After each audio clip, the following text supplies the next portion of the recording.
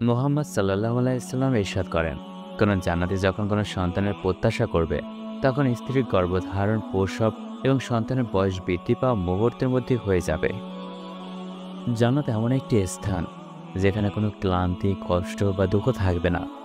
দুনিয়াতে গর্ভধারণ একটি দীর্ঘ এবং কষ্টকর প্রক্রিয়া, যা প্রায় ৯ মাস ধরে চলে এবং এতে মায়ের নানা শারীরিক কষ্ট সহ্য করতে হয়।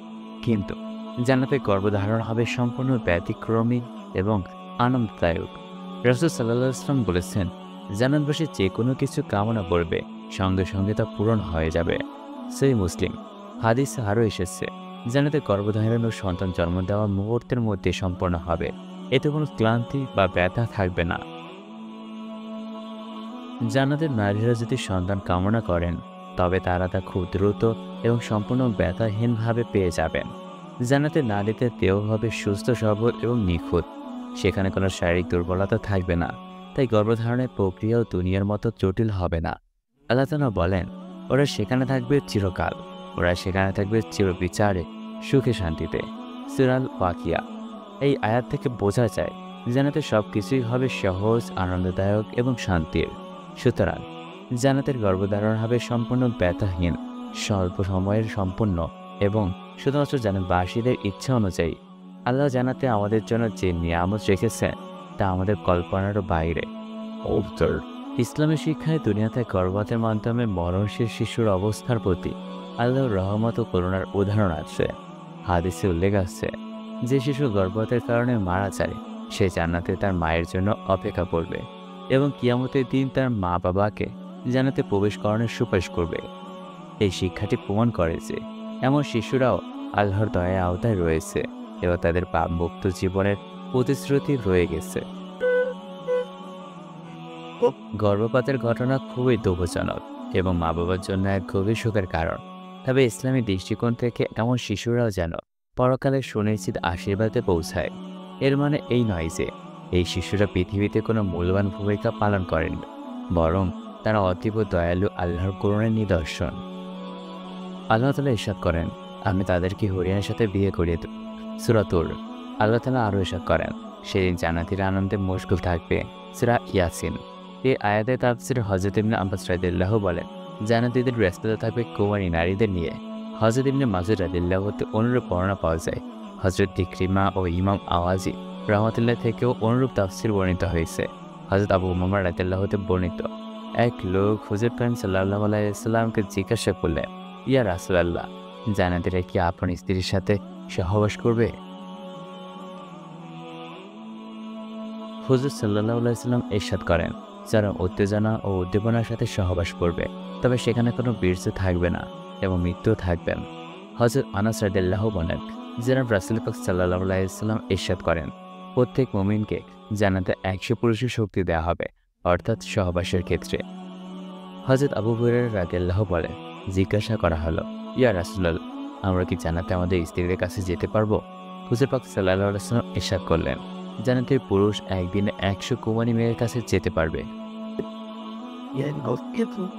হযরত যায়েদ ইবনে আরকাম রাদিয়াল্লাহু আনহু বর্ণিত, জনাব রাসূল পাক সাল্লাল্লাহু আলাইহি ওয়াসাল্লাম ইরশাদ করেন, জান্নাতীদের পেশাব ও জানাবার নাবাকি তাদের বাহুর পাশ দিয়ে ঘাম হয়ে প্রবাহিত হবে, পা পর্যন্ত পৌঁছাতে পৌঁছাতে তা কস্তুরী হয়ে যাবে।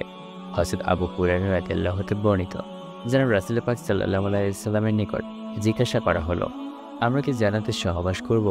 হুজুর পাক সাল্লাল্লাহু আলাইহি ওয়াসাল্লাম ইরশাদ করেন, হ্যাঁ, কসম ওই সত্তার যার কুদরতি হাতে আমার জীবন, যেন উত্তেজনা উদ্দীপনার সাথে সহবাস করবে। জান্নাতে যখনই সহবাস শেষে আপন স্ত্রীর সাথে পৃথক হয়ে যাবে, তৎক্ষণাৎ সে পবিত্র হয়ে যাবে এবং কুমারত্ব ফেরত পাবে। হযরত আবু সাঈদ খুদরী রাদিয়াল্লাহু বলেন, জনাব রাসূল পাক সাল্লাল্লাহু আলাইহি ওয়াসাল্লাম ইরশাদ করেন, জান্নাতীরা যখন তাদের স্ত্রীদের সাথে সহবাস করবে, তখন তারা পুনরায় কুমারী হয়ে যাবে। আল্লাহ তাআলা ইরশাদ করেন, হে নবী, যারা ঈমান এনেছে এবং সৎকার্যসমূহ সম্পাদন করেছে, তাদেরকে আপনি এমন জান্নাতের সুসংবাদ দিন, যার পদদেশে নহরসমূহ প্রবাহমান থাকবে। যখনই তারা খাবার হিসেবে কোনো ফল প্রাপ্ত হবে, তখনই তারা বলবে, এত অবিকল সেই ফলই যা আমরা ইতিপূর্বে লাভ করেছিলাম। তাদেরকে একই ফল দেয়া হবে এবং সেখানে থাকবে তাদের জন্য শুদ্ধ শ্রেণীর রমণীকুল। সেখানে তারা অনন্তকাল অবস্থান করবে। সূরা বাকারা। দুনিয়াকে ত্যাগ করা কঠিন বিষয়, তবে পরকালীন নিয়ামতসমূহ ফৌত হয়ে যাওয়া একটি জঘন্য বিষয়। অথচ দুনিয়াকে ত্যাগ করা আখিরাতের মহারানা স্বরূপ, যেন রাসূলুল্লাহ সাল্লাল্লাহু আলাইহি ওয়াসাল্লাম ইরশাদ করেন। মসজিদ পরিষ্কার করা হরিণের মহারানা। হযরত আলী রাদিয়াল্লাহু বলেন, যেন রাসূলুল্লাহ সাল্লাল্লাহু আলাইহি ওয়াসাল্লাম ইরশাদ করেন, হে আলী, হরিণের মোহর আদায় করো, রাস্তা হতে কষ্টদায়ক বস্তু সরিয়ে দাও এবং মসজিদ হতে খড়কুটো বের করে হরিণের মোহরানা আদায় করো। হযরত আবু হুরায়রা রাদিয়াল্লাহু বলেন, তোমাদের মধ্য হতে আজকাল মেয়েকে বিয়ে করে অনেক অরেল সম্পদে মোহরানা দিয়ে, অথচ সাধারণ একটি সদকা করে হরিয়ানকে নিয়ে আসা যায়। হযরত মুহাম্মদ ইবনে নোমান বকরী রহমাতুল্লাহ বর্ণনা করেন, আমি একবার মসজিদ হারামে জালাল বকরী রহমাতুল্লাহ খেদমতে হাজির ছিলাম। আমাদের নিকট দিয়ে জীর্ণ শীর্ণ দেহের এক বৃদ্ধ অতিক্রম করল। হযরত জালাল রহমাতুল্লাহ তার নিকট গেলেন। কিছুক্ষণ তার নিকট বসে থেকে আমাদের কাছে ফিরে এলেন। তিনি বললেন, তোমরা কি ওই বৃদ্ধকে চিনো? আমরা আরজ করলাম, আমরা তাকে চিনি না। তিনি বললেন, এই বৃদ্ধ কোরআনে পাক 4000 বার খতম করে একটি হুর ক্রয় করেছে। তিনি স্বপ্নযোগে ওই হুরকে দেখতে পেয়েছেন, জান্নাতি পোশাকে আচ্ছাদিত এবং জান্নাতি অলঙ্কারে অলঙ্কিত অবস্থায়। তিনি হুরকে জিজ্ঞাসা করেছেন, তুমি কার জন্য? সে উত্তরে বলেছে, আমি ওই হুর যাকে আপনি আল্লাহ তাআলার নিকট হতে 4000 বার কোরআনের খতম করে ক্রয় করেছিলেন। হযরত শাহানুর রহমতুল্লাহ বলেন, মিশরে সাইদ নামক এক লোক বসবাস করত। তার মা ছিল ইবাদত গুজার। লোকটি যখন রাতের নফল নামাজে দাঁড়াতো, তখন তার মাও তার পেছনে এসে দাঁড়িয়ে যেত। নামাজ পড়তে পড়তে সাইদ যখন তন্দ্রাচ্ছন্ন হয়ে পড়ত, তখন তার মা পেছন থেকে বলে উঠতেন, হে সাইদ, ওই ব্যক্তি কখনো ঘুমাতে পারে না যে ব্যক্তি দোজখকে ভয় করে এবং জান্নাতে সুন্দরী হুরের নিকট বিয়ের প্রস্তাব দিয়ে রেখেছে। অতঃপর সে আবারও দাঁড়িয়ে প্রফুল্ল চিত্তে নামাজ আদায় করত। হযরত সাবির রাদিয়াল্লাহু আনহু বর্ণিত, আমার আব্বাজান ছিলেন রাত্রে যে ইবাদতকারী লোকদের একজন। তিনি বলেন, আমি স্বপ্নযোগে এমন একজন রমণী দেখতে পেয়েছি যার সাথে দুনিয়ার রমণীদের কোনো মেয়ে নেই। আমি তাকে জিজ্ঞাসা করলাম, তুমি কে? সে উত্তরে বলল, আমি হলাম হুর, আল্লাহর বাদী। আমি বললাম, তুমি আমাকে তোমার সাথে নিয়ে যাও। সে আমাকে বলল, আপনি আমাকে বিয়ে করার জন্য আমার প্রতিপালকের নিকট প্রস্তাব দেন এবং আমার মোহরানা আদায় করুন। আমি তাকে জিজ্ঞাসা করলাম, তোমার মোহরানার হক কি? সে উত্তরে বলল, লম্বা লম্বা তাহাজ্জুদের নামাজ। এ প্রসঙ্গে কবি বলেন, হে লোক সকল, যে হুরকে বিয়ে করার জন্য তার পর্দার ভেতরে প্রস্তাব পাঠিয়েছে এবং যে তার প্রত্যাশা করেছে, অলস হয়েও না, উৎফুল্ল ও প্রফুল্ল হও, দাঁড়িয়ে যাও, আপন নফসকে ধৈর্যের জিহাদের শিক্ষা দাও। লোকজন হতে নির্লজ্জতা অবলম্বন করো, বরং তাদেরকে ছেড়েই দাও।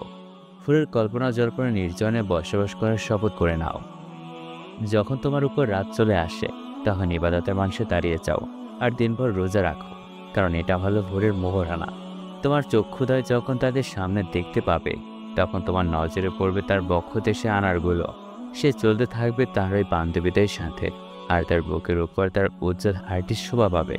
তাকে দেখার পর তুমি পৃথিবীতে যত রং ঢং ও রূপ লাবণ্য দেখতে পেয়েছিলে, সবই তার সামনে তুচ্ছ মনে হবে। হযরত মজির আলাকারী রহমতুল্লাহ বলেন, এক রাতে আমার উপর ঘুমের এত বেশি চাপ হলো, আমি আমার ওজিফা ইত্যাদি আদায় করা ছাড়াই শুয়ে পড়লাম। স্বপ্নে পূর্ণিমা চাঁদের মতো একজন রূপসী মেয়ে দেখতে পেলাম। তার হাতে ছিল একটি কাগজ।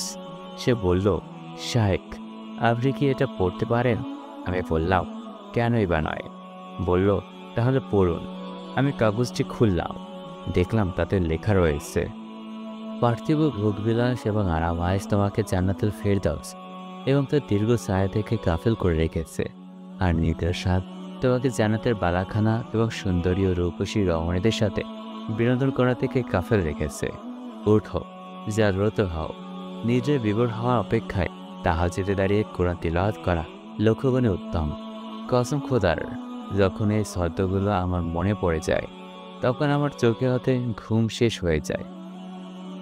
হযরত আনাস রাদিয়াল্লাহু আনহু বর্ণিত, হুজুর পাক সাল্লাল্লাহু আলাইহি ওয়াসাল্লাম ইরশাদ করেন, আল্লাহর রাস্তায় এক সকাল অথবা এক বিকাল কাটানো দুনিয়া ও তার মধ্যে হতে সবকিছু হতে উত্তম। এক ধনুক সমপরিমাণ জান্নাতি ভূখণ্ড দুনিয়া ও তার মধ্যকার সবকিছু অপেক্ষা উত্তম, বেশি মূল্যবান। যদি জান্নাতি রমণীগণ কেউ মুহূর্তের জন্য দুনিয়াতে উকি দেয়, তাহলে পুরো পৃথিবী আলোকিত হয়ে যাবে পুরো দুনিয়া সুঘ্রাণে মোহিত হয়ে যাবে। হুরের মাথায় ওড়নার মূল্য দুনিয়া এবং তার মধ্যকার সকল বস্তু অপেক্ষা অনেক বেশি। হযরত আবু সাঈদ খুদরি রাদিয়াল্লাহু হতে বর্ণিত, জানাব নবী করিম সাল্লাল্লাহু আলাইহি ওয়াসাল্লাম ইরশাদ করেন, হুরের চেহারা আয়নার চেয়ে অধিক পরিষ্কার নিজেদের প্রতিচ্ছবি দেখা যাবে। তার দেহের একটি নগণ্য মতিও পৃথিবীর প্রাচ্য পরিচ্ছদের মধ্যবর্তী স্থানকে আলোকিত করে ফেলবে। তার উপর ৭০ জোড়া কাপড় থাকবে, এতে এর বড় ওই পোশাক ভেদ করে তার পায়ের নলির মগজ পর্যন্ত দেখা যাবে।